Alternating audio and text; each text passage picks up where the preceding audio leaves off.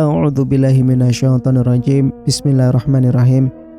Assalamualaikum warahmatullahi wabarakatuh. Kembali lagi di channel Sampul Hitam. Untuk cerita kali ini, Mang Sokir akan melanjutkan cerita yang sebelumnya yang berjudul Kemaluan Membusuk Akibat Pesugihan Genderuwo. Cerita ini ditulis oleh Novita Jungkook. Sebelum Mang Sokir melanjutkan cerita, Mang Sokir minta dukungan dari teman-teman. Bagi yang belum subscribe, untuk subscribe channel ini dan nyalakan notifikasinya agar teman-teman tidak ketinggalan cerita-cerita dari Mang Sokir. Dan tak usah berlama-lama, langsung saja kita ke ceritanya. Selamat mendengarkan. Tibalah acara tahlilan yang dipimpin oleh Ustadz Ali. Namun batang hidung Rahmat memang tidak tampak sama sekali. Laras menggeram kecewa karena tingkah suaminya. Mungkin dia nggak enak badan, hibur bule Parti. Dinda juga kemana kok tidak datang, ujar Budenah. Sementara itu dua oknum yang sedang dibicarakan kini tengah duduk berdua. Dinda menyambut kedatangan Rahmat yang bertandang ke rumahnya. Minum kopinya mas. Dinda menyuguhkan kopi hangat. Ia masuk ke dalam dan tak lama keluar lagi dengan baju yang berbeda.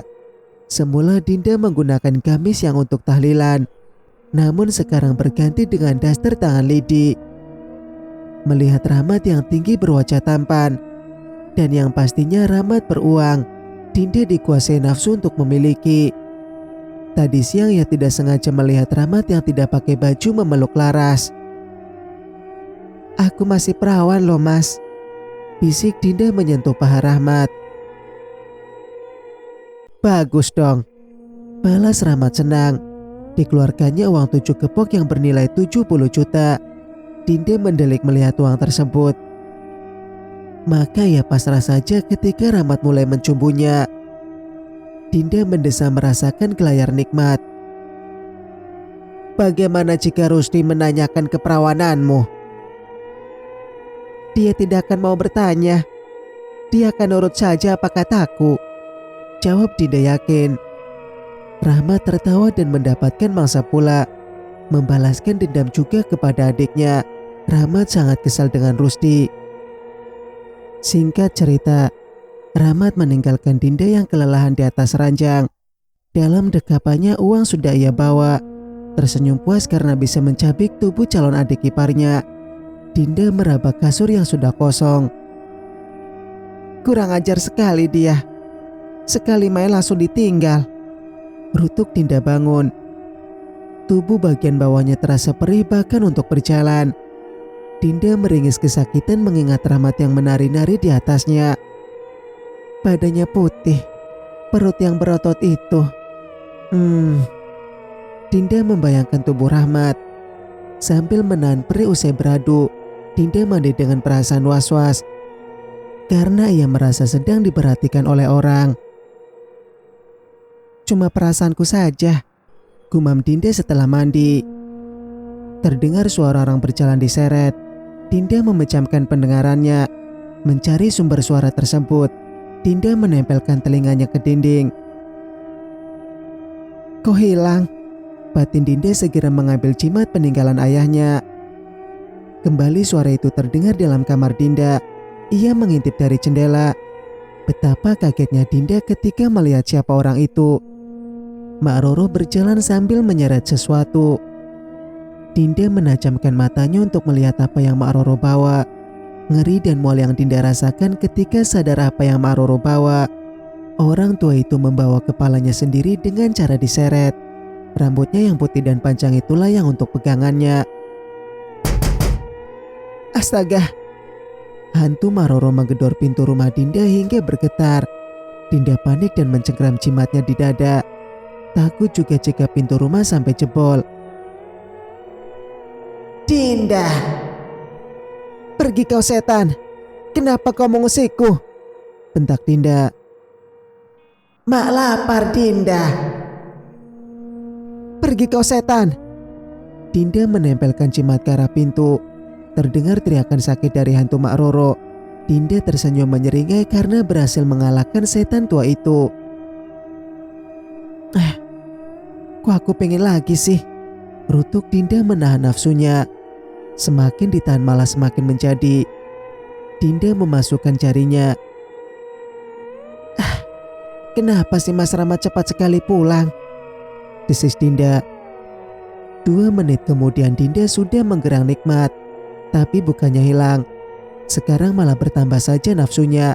Dinda semakin kelabakan. Diambilnya pisang yang akan masak. Ia bahkan sampai meremelekannya karena dimasukkan pisang Ambon. Gerakannya juga semakin brutal. Aku tidak bisa begini terus. Lebih baik ku datangi Mas Rahmat. Pasti Mbak Laras belum pulang dari rumah Mak Roro. Muncul ide dalam otak Dinda. Nafsunya tidak bisa lagi dikendalikan.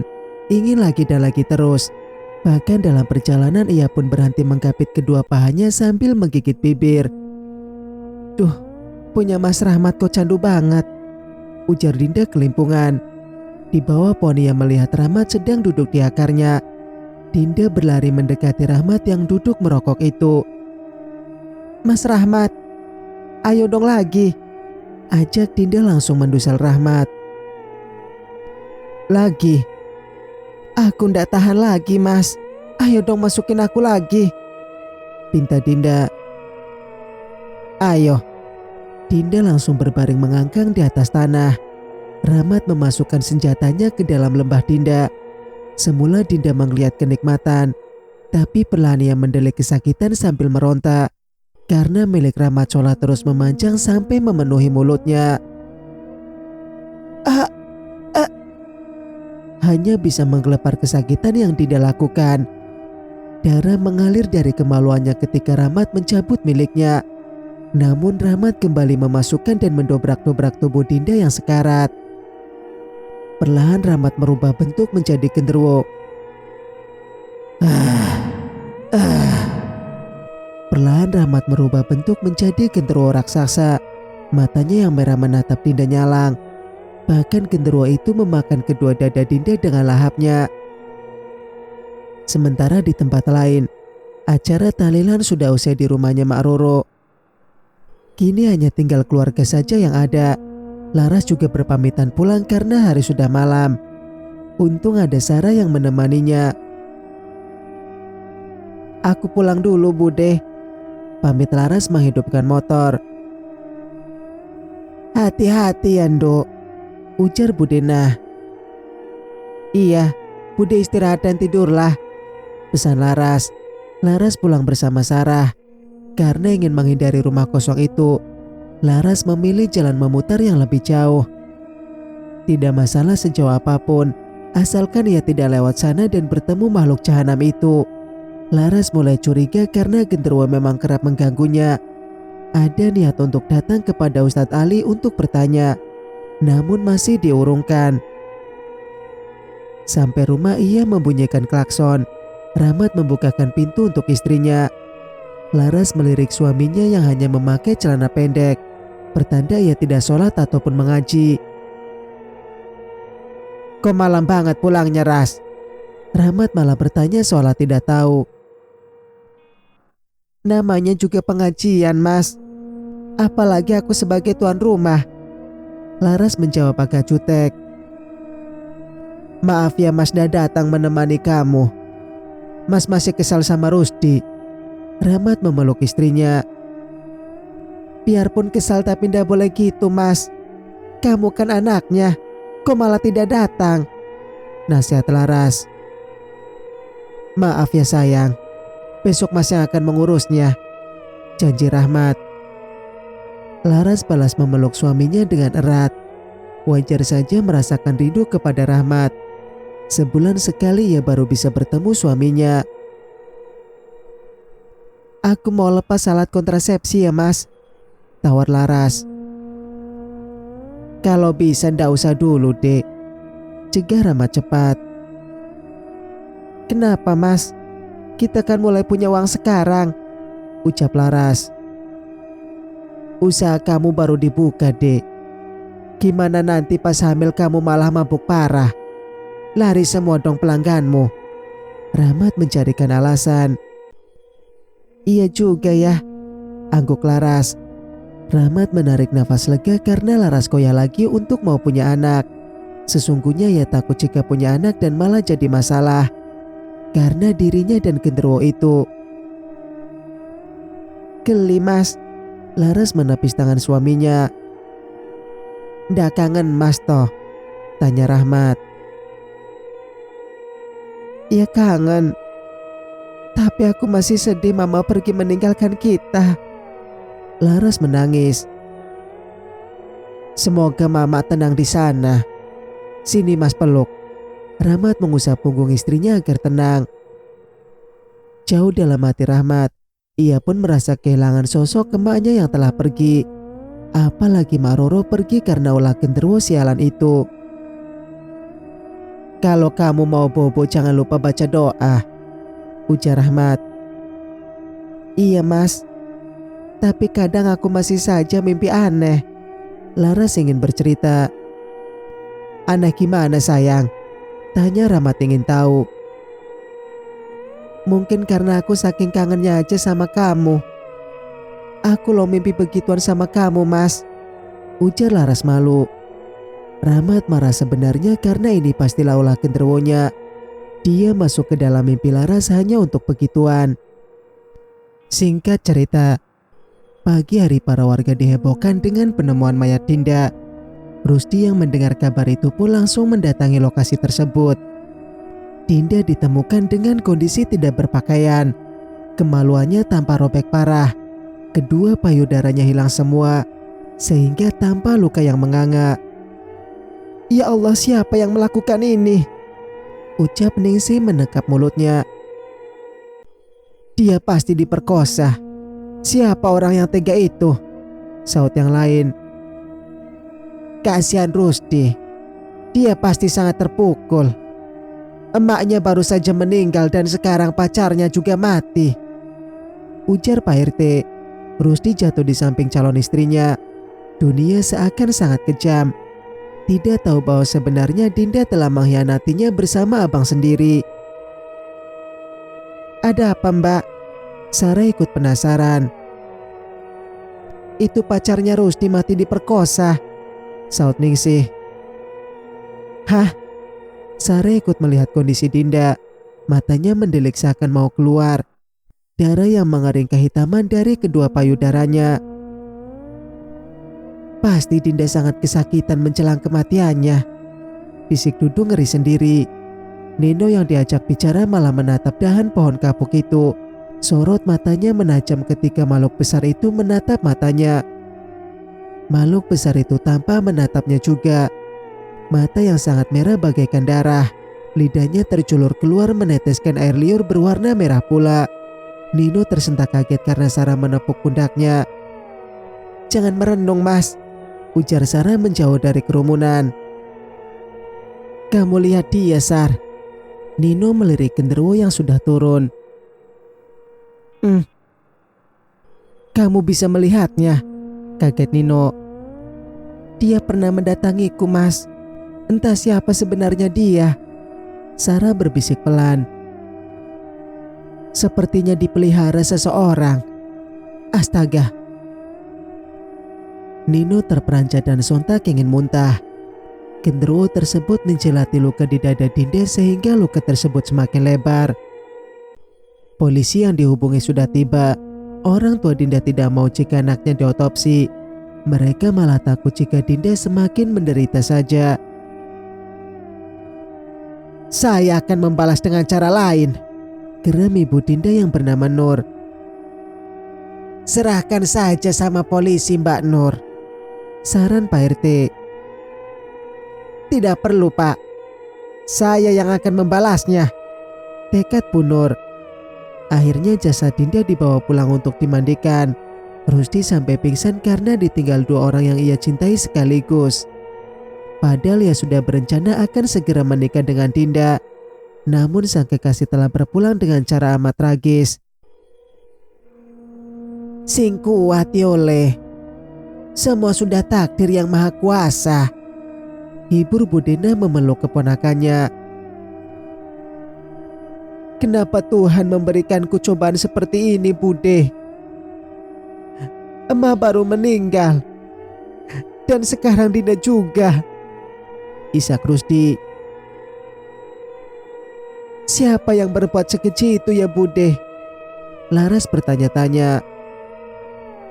Entahlah Nduk, kita kan tidak tahu isi pikiran orang, sahut Budena. Jasad Dinda digotong untuk dimandikan. Kehebohan terjadi lagi. Mayat yang baru semalam itu sudah busuk dan terlepas ensel tulangnya. Ya Allah, astagfirullahaladzim, pekik mereka kaget. Kaki Dinda jatuh ke lantai dan menimbulkan bau busuk yang sangat luar biasa. Mereka menaruh kembali Dinda karena sebagian ada yang muntah tidak kuat dengan baunya.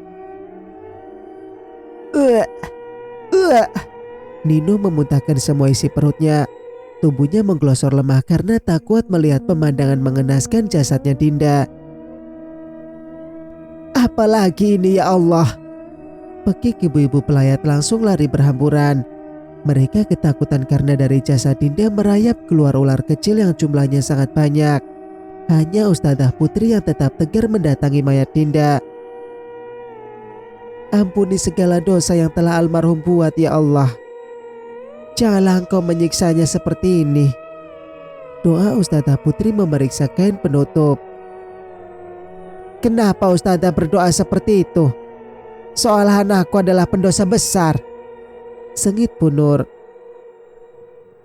Bukan begitu Bu, saya hanya meminta pengampunan dari Allah, jawab Ustadzah. Anak saya seperti ini karena disantet orang, bukan karena dosanya banyak, bentak Bu Nur tak terima. Ya Allah Bu, berburuk sangka kepada orang itu adalah dosa, Ustadzah mengingatkan. Tidak ingin malah berdebat panjang, Ustadzah meminta tolong ibu-ibu lain yang kuat untuk menggotong jasadnya Dinda. Laras juga membantu di bagian kepala. Astagfirullahaladzim, seru Laras kaget ketika penutup wajah terbuka. Tahanlah Mbak Laras, kita akan segera sampai, ujar Ustadzah. Sepertinya tangannya basah kena darah Ustadzah, ujar Ningsih ngeri. Kita sampai, tolong perlahan ketika meletakkannya.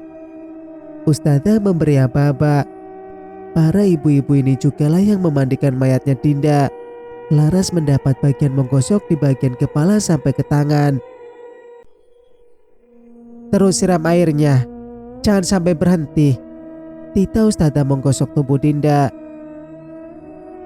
Ya Allah Ustadzah, pekik Ningsih karena kaki Dinda yang satu lagi juga terlepas. Jangan terlalu kuat Bu Ningsih, kasihan mayatnya, ujar Ustadzah. Gemetaran tangan Ningsih mencuci kaki Dinda yang lepas. Mereka memakai masker agar tidak muntah saat memandikan. Laras yang diam saja ternyata mendapat penampakan. Sambil membasuh wajah Dinda, Laras memperhatikan genderuwo yang berada di bawah sambil mencelati air mandi Dinda. Namun Laras teringat ucapan Dinda bahwa jangan sampai menatap matanya. Laras hanya melirik berulang kali menahan takut dan ngerinya. Tangan Ustadzah yang ingin menggosok perut Dinda malah ambles ke dalam. Ustadzah segera menarik tangannya keluar karena kaget. Ular! Laras terpekik karena tangannya didatangi ular kecil berwarna hitam. Tampaknya Ustadzah mengeluarkan semua ular yang bersarang di tubuh Dinda. Cepatlah ibu-ibu, kita sedang memandikan mayat, Ustadzah mengingatkan ibu lain yang malah bengong. Bu Nur bertugas mencoboki anak gadisnya. Matanya membulat ketika melihat kemaluan sang putri yang sangat rusak. Hati Bu Nur semakin yakin bahwa Dinda disantet. Bersihkan semuanya Bu, ujar Ustadzah. Ulat-ulat kecil menggerogoti kemaluan sampai anusnya juga. Bahkan jika dikumpulkan ada satu kepal tangan orang dewasa. Siapa yang menyakitimu seperti ini nak? Tolong datanglah lewat mimpi ibu, pinta Bu Nur mengusap air matanya. Selesai dimandikan, Dinda kembali dibawa ke dalam untuk dikafani. Berulang kali Ustadzah mengusap wajah Dinda agar matanya tertutup, namun tetap saja terbuka mendelik lebar.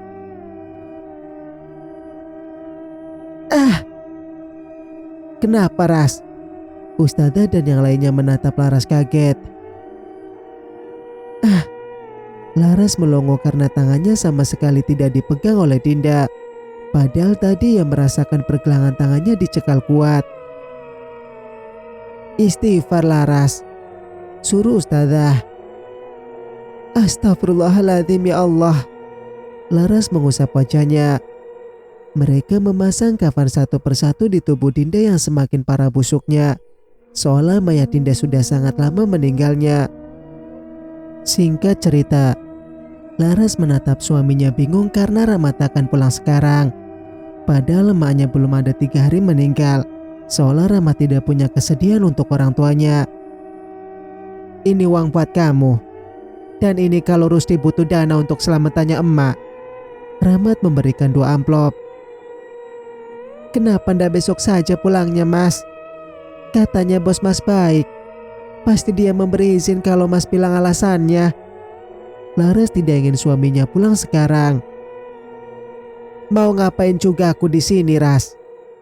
Biarlah Rusdi yang mengurus keperluan emak. Toh aku juga sudah memberi uang. Rahmat berkata cuek. Kini Laras semakin merasa jika suaminya banyak berubah. Sifat sombongnya semakin menjadi. Rasanya juga Rahmat seakan mulai jauh darinya. Apa memang ini resikonya saat punya uang? Laras mengusap air matanya. Mobil Rahmat meninggalkan pekarangan rumahnya. Rumah Laras sudah bukan terbuat dari kayu lagi. Kamarnya ada 2 dan dapur besar. Bagian depan ada tempat khusus laundry. Duh, kasihannya ditinggal suami pulang ke istri muda.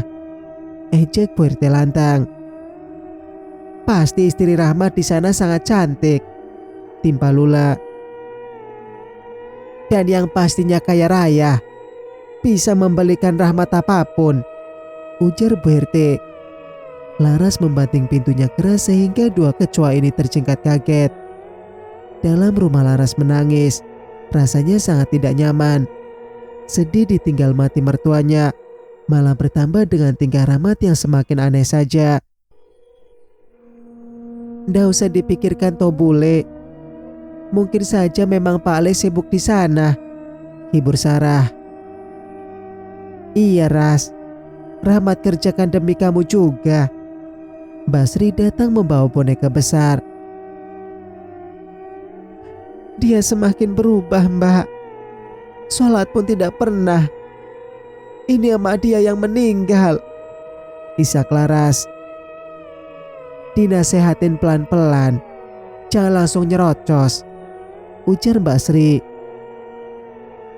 Sudah sering Laras mengingatkan suaminya untuk sholat. Selama merantau ini setiap pulang pun tidak pernah sholat. Alasannya nanti dan selalu nanti. Ini ruangan apa, Ras? Tanya Mbak Sri menunjukkan ruangan kecil yang terkunci.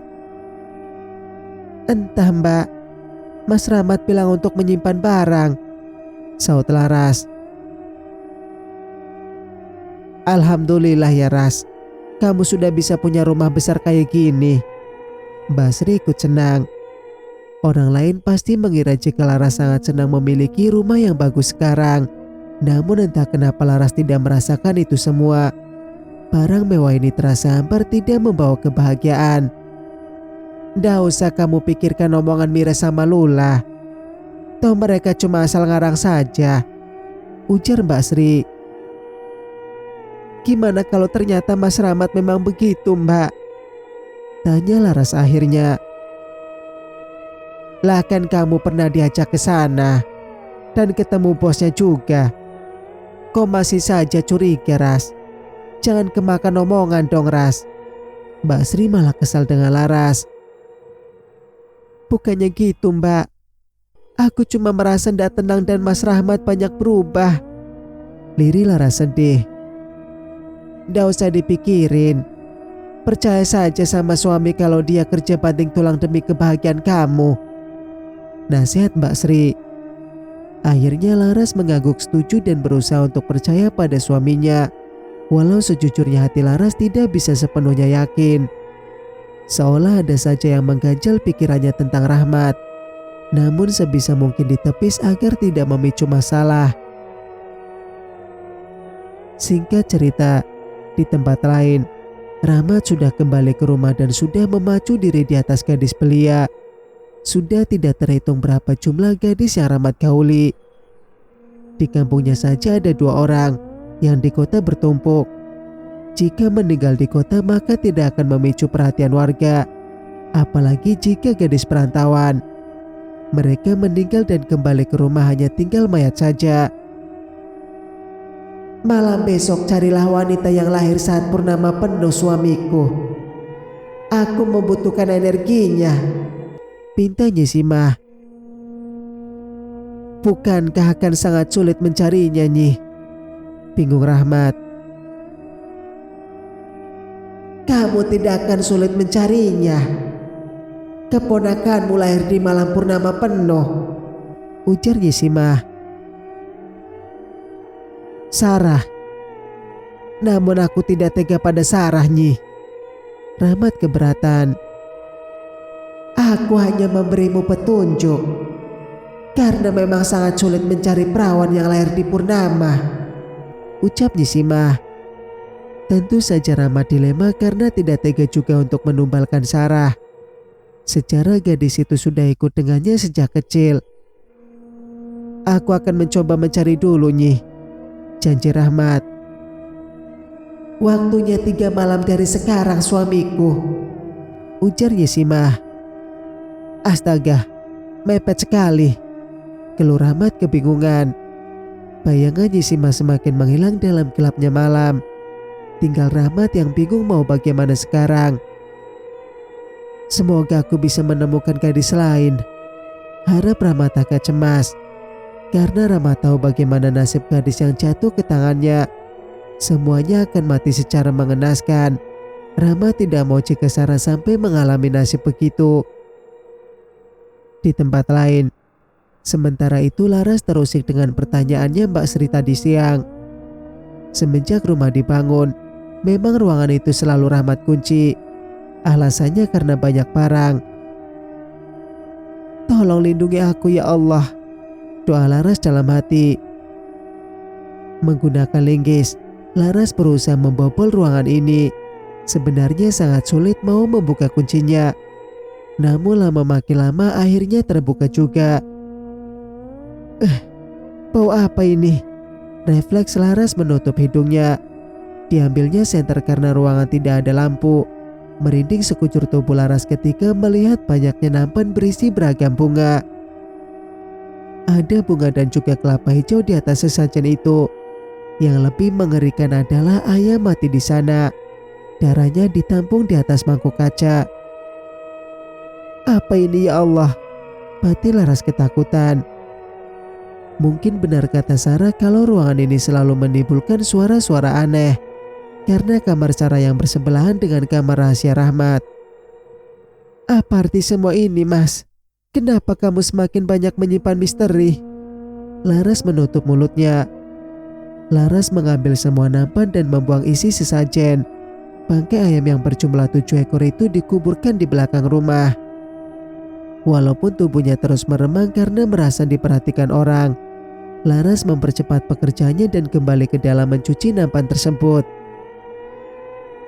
Ini sesajen untuk apa? Kenapa Mas Rahmat melakukannya? Laras masih terus bertanya-tanya. Pesugihan. Tiba-tiba tercetus dalam hatinya bahwa Rahmat melakukan pesugihan. Namun otak Laras menyangkalnya cepat.